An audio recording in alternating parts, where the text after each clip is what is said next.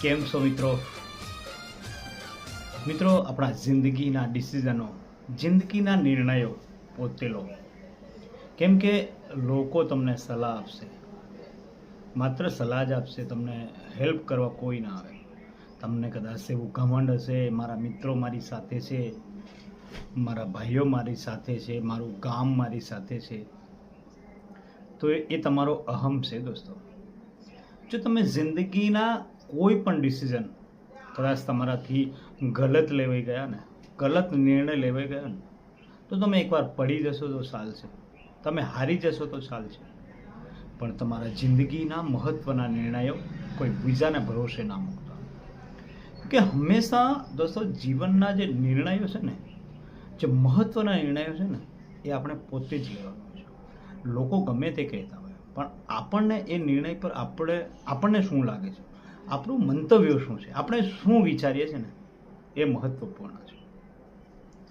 લોકોનો નજરિયો અલગ છે, લોકોની વાતો અલગ છે. ઘણા લોકો તમને સલાહ આપીને પણ હરાવવા માંગતા હશે, ઘણા લોકો તમને જીતાડવા પણ માંગતા હશે. એવું નથી દોસ્તો, પણ કોણ હરાવવા માંગે છે ને કોણ જીતાડવા માંગે છે ને, એ આપણને ક્યારેય ખબર નથી પડતી.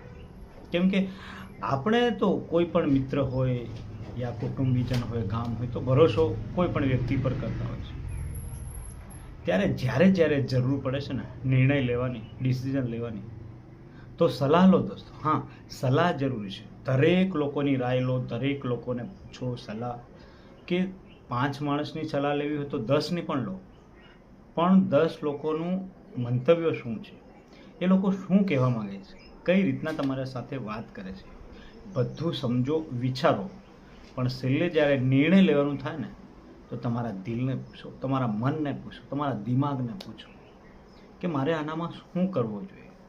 અને પછી જો તમને જે ડિસિઝન લાગે છે ને, તમારા દિમાગમાં જે ડિસિઝન આવે છે ને કે મારે આ વસ્તુમાં આ જ કરવું જોઈએ, ત્યારે એ જ કરજો દોસ્તો. કે કોઈ બીજી વ્યક્તિનું ડિસિઝન કે બીજા વ્યક્તિનું મંતવ્ય, બીજા લોકોની રાય, ભલે મહાજ્ઞાની હોય, ઘણું બધું જાણતા હોય, પણ ક્યારે પોતાને કમજોર ના સમજવો. અને પોતાની જિંદગીના નિર્ણયોને મિત્રો ખરેખર આ ધ્યાન રાખજો, લખી રાખજો. બીજાના નિર્ણયો લીધેલા આજ નહીં તો કાલે, વર્ષો પછી પણ તમારે બીજાના લીધેલા નિર્ણયો પર પસ્તાવવું પડશે. એટલે હંમેશા એટલું રાખો, આપણા મગજમાં એટલું ધ્યાન રાખજો કે યાર નિર્ણયો પોતાના ખૂબ જ કામ લાગે છે.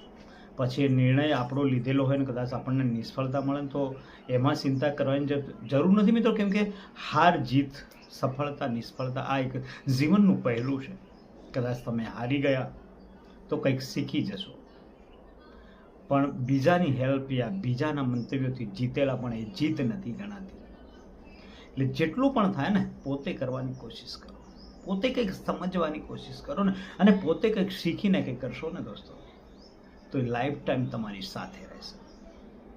ઘણી વખત આપણે વિચાર કરીએ છીએ, કદાચ આપણે કંઈક કરવા જઈએ છીએ તો મારા પાસે આ મહાઅનુભવ છે, મારા પાસે આ છે, મારા પાસે આ તે છે. બીજાની વાતો યા બીજાની ભરોસા પર આપણે રહેતા હોય છે, ત્યારે છેવટે નિષ્ફળતા મળતી હોય છે.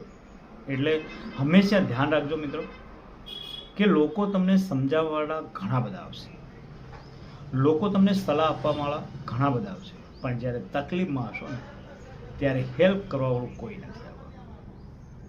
આ જો કદાચ તમે નહીં ધ્યાન રાખ્યું હોય ને, તો આ જીવનમાં ધ્યાન રાખજો. તમારા સળતીના દિવસોમાં તમારી સાથે બધા જ લોકો આવશે, પણ જો તમારા દિવસો પડવા લાગ્યા ને તો બધા જ જતા રહેશે. એક મહત્વપૂર્ણ ટોપિક છે, જ્યારે જીતેલાની સાથે આખું ગામ નાચવા માટે જાય છે, પણ હારેલાને એકલાએ આવવું પડે છે.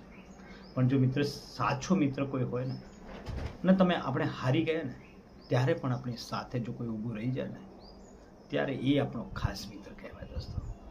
એટલે જિંદગી જીવવા માટે ઘણું બધું જરૂર છે.